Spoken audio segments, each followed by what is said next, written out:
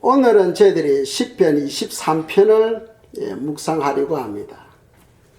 시편 23편을 묵상하려면 먼저 시편 22편을 여러분들이 읽어주셔야 됩니다. 시편 22편을 읽으시면은 다윗이 육체적으로 또 정신적으로 엄청난 고통이 있었어요. 그럼에도 불구하고 하나님을 원망하지 않고 낙심하지 않고 오히려 하나님께 감사를 고백하는 그러한 다윗의 그 신앙을 볼 수가 있습니다. 다윗은 불평 대신에 하나님께 자기의 믿음을 고백하고 또 하나님께 감사하는 그런 모습을 보면서 저희들도 어떠한 환경 속에서도 늘 주님께 믿음을 고백하고 또 감사를 고백하는 그런 삶이 되기를 주님의 이름으로 축복합니다. 조영기 목사님이 예전에 이런 간증을 하시더라고요. 어떤 환자가 불치병을 가진 환자가 왔어요. 그래서 그 사람을 위해서 기도해주고 시편 23편을 계속해서 읽고 또 읽고 하라고 말씀해 주셨던 거예요. 그런데 그 환자가 이 시편 23편을 계속 읽다 보니까 이제 나중에는 외워져 버립니다.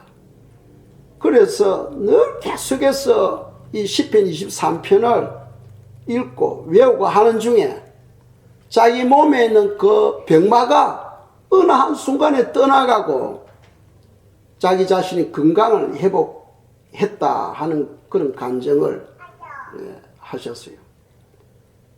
말씀 안에 생명이 있기 때문에 이 생명의 말씀이 우리 마음에 확정되어지게 되면은 우리 마음에 있는 우리 육신에 있는 모든 어두운 것들이 그냥 다 빠져나가 버립니다.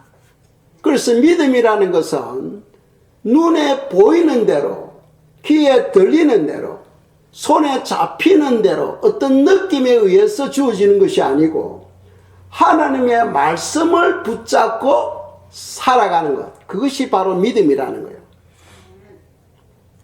시편 22편에서 다윗은 엄청난 고통 가운데 있었습니다. 그럼에도 불구하고 원망하거나 낙심하지 않고 이 시편 23편에서 믿음을 고백하고 있다는 거예요. 오히려 하나님께 감사하고 있다는 거예요. 그런 믿음이 있으시기를 주님의 이름으로 축복합니다. 이런 말씀 들어보셨을 거예요. 선불감사. 선불이라는 것은 미리 지불한다는 거예요. 물건을 받기 전에 미리 지불하는 것을 선불이라고 이야기합니다. 우리가 감사를 체험하기 전에 미리 하나님께 감사하는 거죠. 기도 응답에 대한 감사, 치유에 대한 감사, 아직 내 몸에 병이 있지만은 아직 내 기도 제목이 이루어지지 않았지만은 이루어 주실 줄 믿고 주님 고쳐주셔서 감사합니다 하고 선포하는 것, 이것이 바로 선불감사라는 거죠. 왜 그러냐 하면 성경은 말씀하죠. 너희가 기도할 때에 무엇이든지 믿고 구하는 것은 받은 줄 알라 하셨어요. 믿습니까? 이미 예수 그리스도 안에서 우리가 기도를 시작할 때 이미 응답 받았다는 거예요. 그러니까 주님 고쳐주세요가 아니고 주님 고쳐주셔서 감사합니다. 성경은 그렇게 기도하도록 우리에게 말씀하고 있다는 거예요. 그리고 이 시편 23편을 계속 읽고 우리가 외우는 중에 우리 몸에 있는 그 모든 병마가 어느 한순간에 빠져나가 버린다는 사실을 기억하시기 바랍니다. 다윗은 시편 22편에서 엄청난 환난과 고통 가운데서도 여호와 하나님은 나의 목자다 하면서 선포하고 있는 거죠. 여호와는 나의 목자다. 그렇다면은 목자가 가져야 될 사명이 있어요. 양이 있어야 목자가 있고, 목자가 있는 곳에는 반드시 양무리가 있습니다. 하나님이 우리의 목자가 되신다면은 우리는 바로 그분의 양이라는 거죠. 그래서 목자가 양에게 베푸는 그 사명이 무엇이냐? 바로 첫째로는 평강을 주시는 하나님, 평강으로서 우리를 인도하시는 하나님. 그래서 우리가 한 구절 보겠습니다. 시편 23편 2절입니다. 읽겠어요. 그가 나를 푸른 풀밭에 누이시며 실만한 물가로 인도하시는 도다. 하나님은 우리를 인도하는데 어떻게 인도하느냐? 바로 푸른 풀밭. 양에게 풀밭은 바로 먹이죠. 그리고 실만한 물가, 그런 쉼을 얻는 곳입니다. 그래서 주님은 이렇게 말씀하십니다. 수고하고 무거운 짐진 자들아 다 내게로 오라. 내가 너희에게 쉼을 주리라 하고 말씀하고 있습니다. 하나님은 우리를 평강으로 인도하시는 하나님이시라는 거죠. 다윗은 엄청난 환난 가운데서도 이미 하나님은 나에게 평안을 주셨다 하고 선포하는 거예요. 이 선불감사. 지금 엄청난 환난 가운데서 그 환난이 육체적으로 보면은 자기 몸에 있는 뼈를 헤아릴 수 있을 정도로 몸이 허약해진 거예요. 육체적으로. 또 정신적으로는 많은 사람들이 다윗을 비난하기를 하나님이 아마 구원해 주실 거야. 하나님이 아마 구원해 주실 거야 하면서 뒤에서 비꼬으면서 비난했던 거죠. 그러한 가운데서도 다윗은 어떻게 말씀하고 있습니까? 그는 나를 푸른 풀밭에 누이시며 실만한 물가로 인도하시는 도다 하면서 하나님은 평강의 하나님으로, 평강으로 나를 인도하시는 하나님으로 말씀하고 있다는 거예요. 대단한 믿음이죠. 하나님은 우리에게 이러한 믿음을 가지기를 말씀하고 있다는 거예요. 왜 그러냐면 주님은 평강의 하나님이십니다. 그러니까 주님 안에 있으면은 주님은 우리에게 평안을 주셔요. 우리 마음에 평강이 없고 여러 가지 두려움이 있다면은 아직 우리가 주님 안에 거하지 않고 있다는 사실입니다. 주님 안에 거하면은 어떠한 환난이 오더라도 우리 마음에 평강이 있다 하는 사실을 기억하시기 바랍니다. 3절을 보겠습니다. 제가 읽겠어요. 내 영혼을 소생시키시고 자기 이름을 위하여 의의 길로 인도하시는도다. 아멘. 하나님은 우리 한 사람 한 사람을 인도하시는데 누구를 위해서? 그분 자신을 위해서. 하나님은 하나님 자신을 위해서 우리를 인도하신다는 거예요. 왜? 그분은 바로 우리의 아버지시기 때문입니다. 하나님이 우리의 영의 아버지라면은 우리는 그분의 자녀들입니다. 믿습니까? 그러니까 자녀의 기쁨은 누구의 기쁨? 아버지의 기쁨이에요. 자녀의 영광은 누구의 영광? 아버지의 영광이에요. 자녀가 잘 되면은 아버지께서 영광을 받으시는 거예요. 그래서 하나님 아버지는 우리에게 복을 주기를 원하셔. 우리에게 평강으로 인도하기를 원하셔. 그래서 많은 사람들이 우리의 삶을 통하여 하나님께 영광을 올려드릴 수가 있는 겁니다.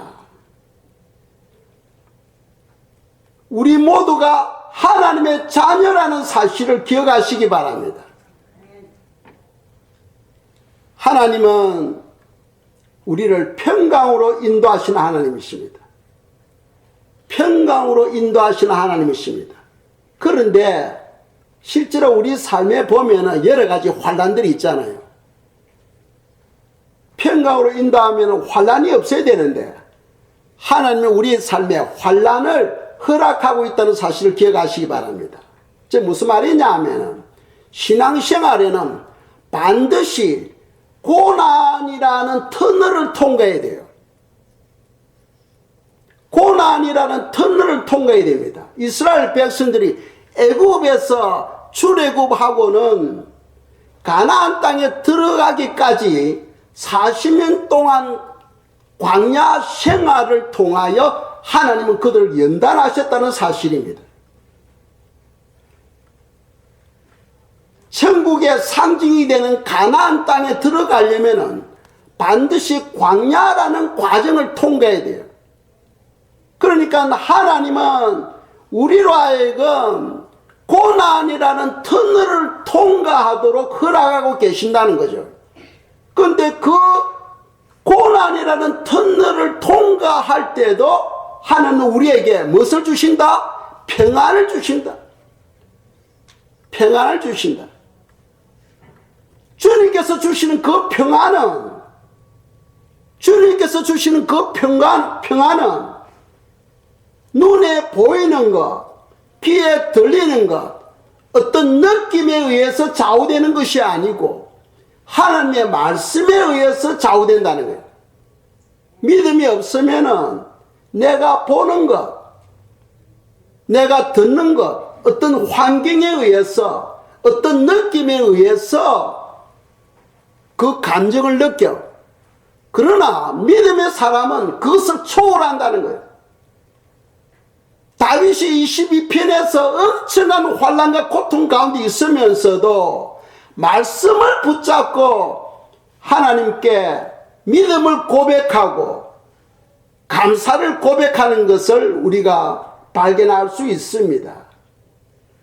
그러니까 성도는 늘 하나님을 의지하며 하나님은 우리에게 평강으로 인도하신다는 것을 믿고, 환경은 그렇지 않지만 우리가 믿음으로 고백할 때에 그 믿음대로 이루어진다는 사실을 기억하시기 바랍니다. 두 번째로 다윗에게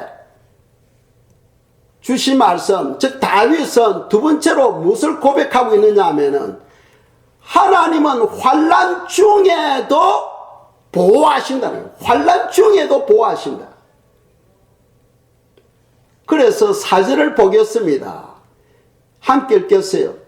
내가 사망의 음침한 골짜기로 다닐지라도 해를 두려워하지 않을 것은 주께서 나와 함께 하심이라.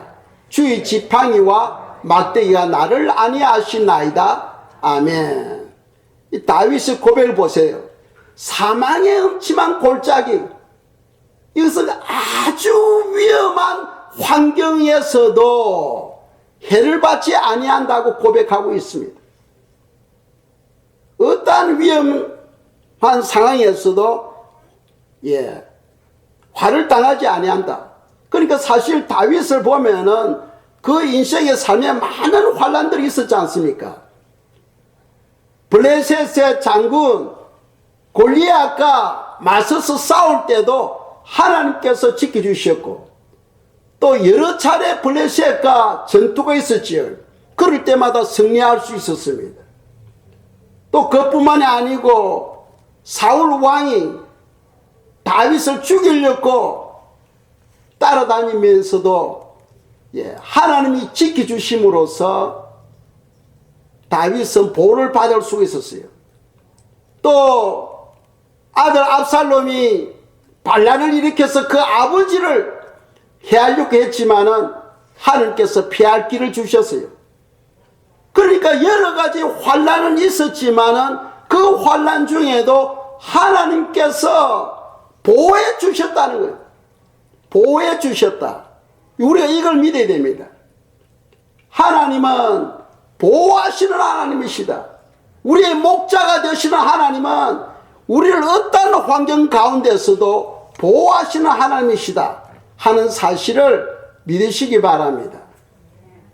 성경에 보시면은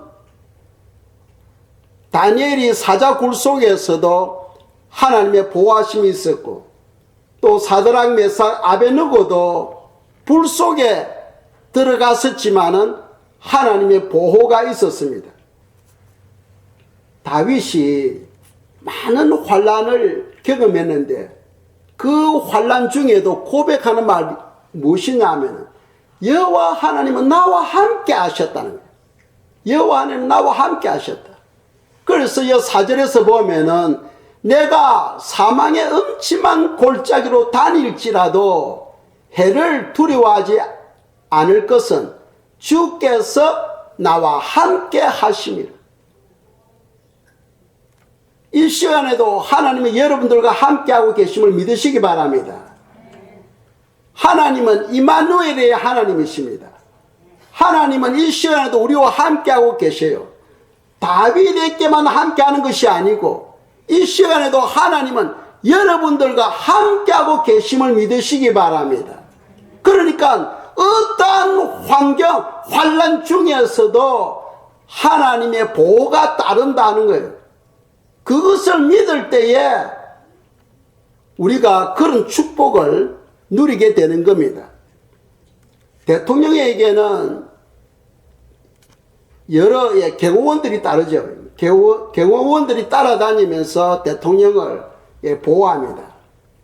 그런데 우리들에게는 전지전능하신 하나님이 우리와 함께 해주시고 우리를 보호해 주신다는 사실을 기억하시기 바랍니다.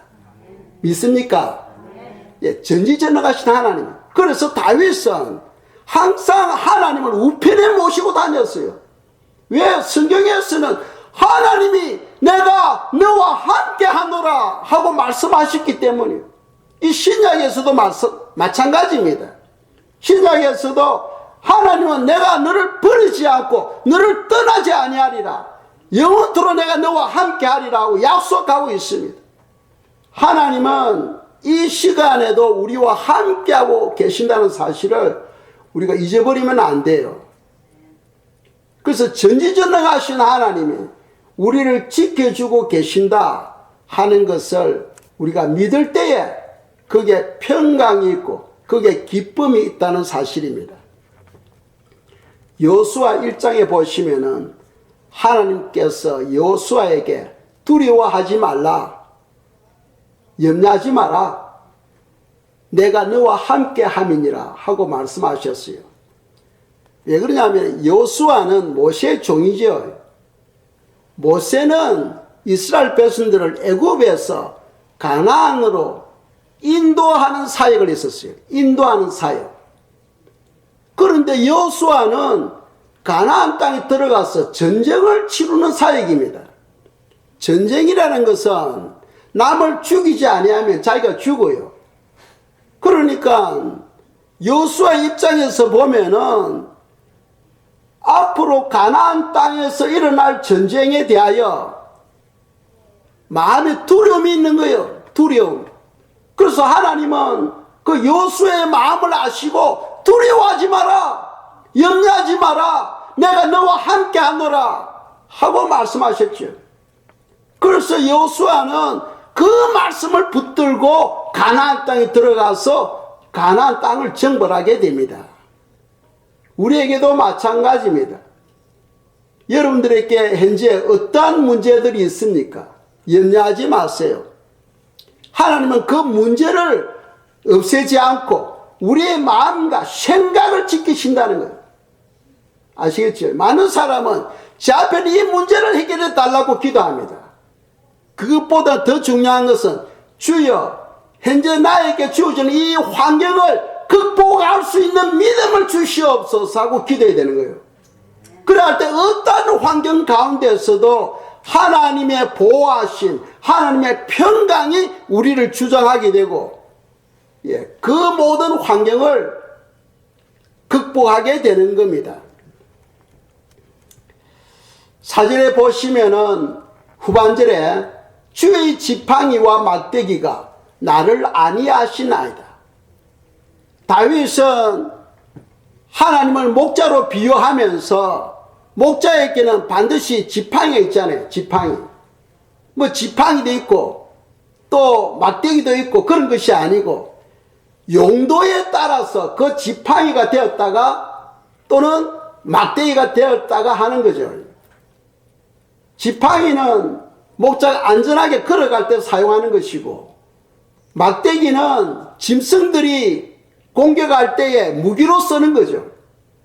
그러니까 여호와 하나님은 우리의 지팡이가 되시고 우리의 막대기가 되셔서 우리를 평강의 길로 인도해 주시고 우리를 보호해 주시는 하나님이시다 하는 것을 지금 다윗은 그런 고백을 하고 있는 겁니다. 믿음의 고백을 하고 있는 거예요.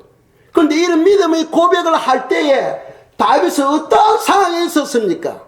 엄청난 환난 가운데, 고통 가운데 있었다는 사실입니다. 엄청난 환난과 고통 가운데서도 하나님께서 나를 지켜주시고 나를 평강으로 인도해 주셨다 하는 것을 성불감사, 미리 당겨서 그냥 하나님께 감사를 고백하고 있다는 사실입니다.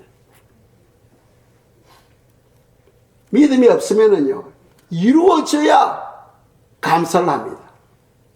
그리고 기도할 때 이루어 주시옵소서 하고 기도합니다.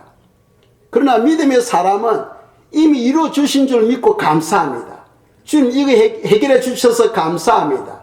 주님 이거 응답해 주셔서 감사합니다 하고 성불감사, 이런 믿음이 있으시기를 주님 이름으로 축복합니다.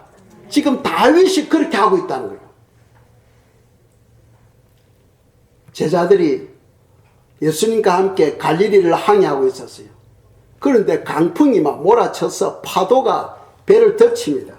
그 배 안에 물이 가득하고 이제 배가 바닷속으로 깔아앉으려고 하는 그런 위기 가운데서 제자들이 주님을 찾습니다. 주님, 주님, 지금 우리가 죽게 되었습니다. 우리를 구원해 주소서 하고 주님께 부르짖는 거예요. 그때 주님은 뭐하고 계셨습니까? 배 뒤쪽에서 주무시고 계시는 거예요. 지금 배가 강풍으로 인해서 침몰하려고 하는 그런 위기 가운데서도 주님은 주무시고 계시는 거예요. 그래서 제자들이 깨우니까 주님께서 일어나셔서 바람과 파도를 꾸짖으시고는 제자들에게 하시는 말씀이 믿음이 적은 자들아 하고 책망하시죠. 무슨 말씀입니까? 하나님께서 지금 너희들과 함께하고 있는데 왜 염려하느냐 그 말이죠. 하나님께서 전지전능하신 하나님께서 함께하고 있는데 왜 염려하느냐, 이 믿음이 적은 자들아 하고 책망하셨어요. 어떠한 환경이든지 환경을 극복하는 그러한 믿음을 가지시기를 축원합니다. 세 번째로 다윗의 고백은 목자는 양의 모든 필요를 공급해 주시는 사명을 가지고 있다는 거예요. 우리의 목자 되시는 주님은 우리의 모든 필요를 채워주시는 그런 하나님이시라는 겁니다. 그래서 우리가 5절을 보겠습니다. 읽겠어요? 주께서 내 원수의 목전에서 내게 상을 차려주시고 기름을 내 머리에 부으셨으니 내 잔이 넘치나이다. 아멘. 실제로 다윗의 주위에는 많은 적들이 있었어요. 그 적들이 다윗을 죽이려고 항상 기회만 엿보고 있는 그런 상황이었습니다. 그리고 많은 영혼들이 다윗을 비난했었어요. 그런데 보세요. 내 원수의 목전에서 내게 상을 차려주시고, 이 말씀은 무슨 말이냐 하면은 그 원수들 앞에서 부끄러움을 당하지 않게 해주시고 그 원수들로 하여금 오히려 다윗을 바라볼 때 부러워하게 했다는 거예요. 부러워하게 했다. 즉 하나님께서 원수들의 그 앞에서 상을 차려주셨다는 것은 그 원수들이 다윗을 바라볼 때 오히려 부러워했다는 거예요. 그 원수들은 다윗이 잘못되어야 잘 됐네, 잘 됐네 하고 좋아할 거예요. 그런데 원수들 앞에서 오히려 그들이 부러워할 정도로 하나님께서 다윗을 세워주셨다는 거예요. 아직은 그러한 상황이 이루어지지 않았지만은 지금 다윗은 선불감사로서 지금 먼저 선포하고 있는 거예요. 선포하고 있는 거예요. 그리고 기름을 내 머리에 부으셨으니 내 잔이 넘치나이다. 하나님께서 다윗에게 기름을 부으셨죠. 보통 성경에 보시면은 누구에게 기름을 붓습니까? 왕을 세울 때 기름을 부어요. 그리고 선지자를 세울 때 기름을 부어요. 제사장을 세울 때 기름을 붓습니다. 다윗은 이스라엘의 왕이 될 때 기름을 부었지요. 실제로 다윗은 자기 생에 3번이나 기름 부음을 받게 됩니다. 다윗이 어릴 때에 선지자 사무엘이 장차 이스라엘의 왕이 될 것을 위해서 다윗에게 기름을 붓죠. 그리고 두 번째로는 헤브론에서 유다 왕이 될 때에 또 기름을 붓습니다. 세 번째로는 이스라엘이 통일하고 남북이 통일했을 때에 이스라엘 왕으로서 다윗에게 또 기름을 부어요. 그러니까 5절에서 주시는 교훈은 무슨 말이냐 하면은 하나님께서 다윗을 왕으로 세워주시고 그 모든 삶의 필요를 충만하게 공급해 주셨다는 것에 대해서 지금 감사를 고백하고 있는 거예요. 보통의 기름이 주시는 의미는 무엇이냐 하면은 사도행전 10장 38절에 이런 말씀이 있습니다. 하나님께서 나세렛 예수에게 성령과 능력을 기름 붓듯 하셨다. 기름 붓듯 하셨다. 그러니까 기름이 주는 의미는 성령의 임재와 능력을 상징하는 거예요. 하나님께서 다윗에게 기름을 부어주셨다는 것은 성령으로 붙잡아 주시고 하나님의 능력으로 역사하셨다는 거죠. 그 결과로 다윗의 그 삶에 모든 필요를 공급해 주셨다는 거예요. 이스라엘이 가나안 땅을 정벌하고 오늘날까지 가장 큰 영토를 넓힌 왕이 누구냐? 바로 다윗입니다.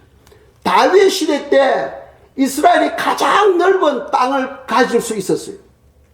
그러니까 하나님께서 다윗에게 엄청난 복을 주신 거예요. 그런데 그냥 복을 주시는 것이 아니고 복을 주실 때 그 복을 받을 수 있는 그릇이 되도록 하나님께서 연단하셨다는 거죠. 연단이 없는 복은 그냥 쉽게 빠져나가 버립니다. 하나님은 그 복을 가둘 수 있도록 그 복을 유지할 수 있도록 하나님은 우리에게 먼저 연단하신다는 사실입니다. 그래서 우리에게 연단이 올 때 하나님께서 엄청난 복을 나에게 주실 것이다 하고 믿고 미리 당겨서 감사할 줄 아는 우리 성도님들이 되시기를 주의 이름으로 축복합니다. 다윗은 목자의 그 사명을 3가지로 하나님은 인도하시는 하나님이시고 보호하시는 하나님이시고 공급하시는 하나님으로 지금 선포하고 있죠. 그것에 대해서 이 6절에서는 그 믿음을 지금 선포하고 있습니다. 6절 보겠습니다. 읽겠어요. 내 평생에 선하심과 인자하심이 반드시 나를 따르리니 내가 여호와의 집에 영원히 살리로다. 아멘. 이 하나님의 선하심과 인자하심, 즉 하나님은 말씀대로 반드시 그 약속을 지키시는 분이시라는 겁니다. 그러니까 성도는 말씀을 붙잡아야 돼. 말씀을. 그 말씀대로, 그 언약대로 하나님은 선하시고 하나님은 인자하신 분이시기 때문에 반드시 그 말씀대로 이루어지고 그렇기 때문에 나는 여호와의 집에서 영원히 살게 된다 하고 믿음을 고백하고 있는 거예요. 믿음을 선포하고 있는 거예요. 성도는 믿음으로 살아야 됩니다. 성도는 어떤 느낌으로 사는 것이 아니죠. 성도는 하나님의 말씀을 붙잡고 그 말씀 의지하며 살아가야 되는 거예요. 그래서 믿음은 말씀에 의해서 오잖아요. 믿음은 들으면서 나며 들음은 그리스도의 말씀으로 말미암으니라 하고 말씀하고 있죠. 믿음은 말씀에 의해서 오는 겁니다. 어떤 환경이나 어떤 느낌이나 눈에 보이는 것, 귀에 들리는 것, 그것에 의해서 오는 것이 아니고 하나님의 말씀을 믿음으로 우리의 믿음이 성장하게 된다 하는 사실을 우리가 발견할 수 있습니다. 그래서 오늘 시편 23편은 2절에서 5절까지 세 가지를 말씀하죠. 우리의 하나님은 우리를 평강으로 인도하시는 분이시고 환난 중에도 우리를 보호하시고 그리고 우리의 모든 필요를 공급해 주시는 하나님이시다 하는 것을 말씀하면서 다윗이 우리에게 교훈하는 것은 무엇이냐 하면은 그 축복을 받으려면은 우리에게 필요한 것이 있어요. 즉 양의 책임이 있다는 겁니다. 양에게 주어진 책임이 무엇이냐? 그것은 하나님을 따라가는 거라는 거예요. 하나님을 따라가는 거. 그래서 성경에 보면 베드로에게 베드로야 나를 따라오너라 했을 때 베드로가 모든 것을 내려놓고 주님을 따라가죠. 그런데 예수님께서 십자가에 못 박히시는 그날 새벽에 베드로가 예수님을 따라가는데 멀찍이 따라갑니다. 멀찍이 따라감으로써 셈에 들고 말죠. 그날 밤에 3번이나 주님을 부인하게 됩니다. 그러니까 우리는 주님을 따라가는데 주님을 반드시 굳게 붙잡고 바로 곁에서 주님을 따라가야 돼요. 멀찍이 따라가게 되면은 사단의 공격에 의해서 시험에 들게 된다는 사실을 기억하시기 바랍니다. 그래서 우리 목자의 그런 사명은 우리를 인도하고 우리를 보호해주고 우리의 필요를 공급해주는 그런 사명이 있다면은 양의 책임이 무엇이냐? 9절 보겠습니다. 요한복음 10장 3절 4절입니다. 읽겠습니다. 문지기는 그를 위하여 문을 열고 양은 그의 음성을 듣나니 그가 자기의 양의 이름을 각각 불러 인도하여 내느니라. 자기 양을 다 내어놓은 후에 앞서가면 양들이 그 음성을 아는 고로 따라오되 아멘. 그러니까 양의 책임이 뭡니까? 목자의 음성을 들어야 된다. 양의 책임은 목자의 음성을 듣고 따라갈 때에 하나님의 인도와 하나님의 보호와 하나님의 공급하심이 따르게 된다 하는 것을 성경 가르치고 있어요. 아무리 주님께서 우리에게 복을 주시려고 해도 우리가 따라가지 아니하면은 그 복을 우리가 누릴 수 없다는 겁니다.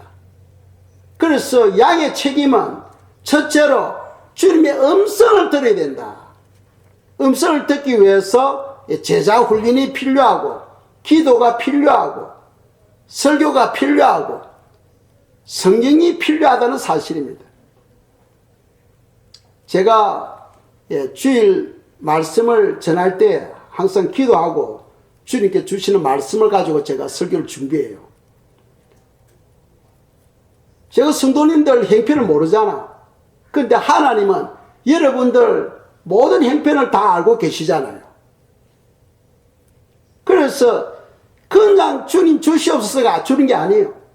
하나님께서 말씀을 주실 때 제가 무슨 준비를 하느냐 하면 기도와 말씀을 통해서 준비하는 거죠. 성경을 많이 읽어야 돼요. 성경을 많이 읽고 또 기도가 따랐을 때 하나님께서 말씀을 주시더라고요. 그렇지 않고 그냥 말씀 주시옵소서 하면 안 주셔. 그러니까 제가 주의를 위해서 기도할 때 저에게는 엄청난 힘이 필요해요. 기도 시간이 필요하고 성경을 읽는 시간이 필요해요. 그렇게 할 때 주님께서 말씀을 주시더라고요. 그러니까 우리가 주님의 음성을 들으려면은 훈련이 필요하다는 사실을 기억하시고, 그리고 주님의 음성을 들은 성도는 반드시 따라가야 돼요. 따라가지 아니하면은 주님께서 말씀을 안 주십니다. 왜? 주셔도 순종 안 하니까. 많은 사람들이 주님의 음성을 듣기 위해서 기도하잖아요. 기도하는데 아무리 기도해도 하나님께서 응답이 없어. 그 이유가 왜 그런 줄 아십니까? 주도 순종 안 하니까 하나님께서 아예 안 주시는 거예요. 아무리 줘도 순종하지 아니하니까 안 주시는 거예요. 그래서 양은 그의 음성을 듣고 반드시 따라가야 된다. 따라갈 때에 주님의 인도와 주님의 보호와 주님의 공급하심이 따르게 된다는 사실을 기억하시기 바랍니다.